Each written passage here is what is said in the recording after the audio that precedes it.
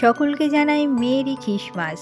সবাই ভালো থাকবেন, সুস্থ থাকবেন আর আমার ভিডিও বেশি করে দেখতে থাকবেন।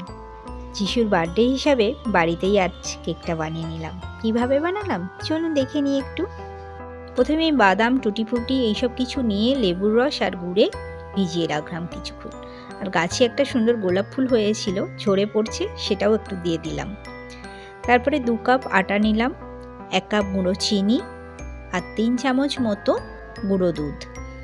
এগুলো ভালো করে চেলে ওতেই দিয়ে দিলাম। তারপর মেশাতেই 1/2 কাপ ওতে সাদা তেল দিলাম। এরপর পরিমাণ মতো দুধ, অল্প করে নুন দিলাম আর দিলাম গরম মশলা গুঁড়ো। এরপর ভ্যানিলা এসেন্সও দিলাম, এটা না দিলেও চলবে।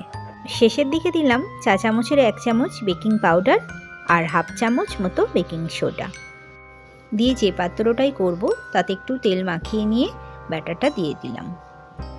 এরপর যেমন ইচ্ছে সাজাতে পারেন। সাজানোর পর লো ফ্লেমে আমি কড়াতেই করছি।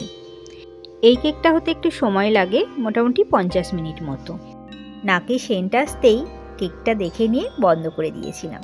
তারপরে কাটার জন্য রেডি। কেমন হয়েছে দেখতে আর খেতে কেমন হয়েছে একদিন করেই দেখুন। আজ তবে এই পর্যন্তই। সবাই ভালো থাকবেন। টাটা।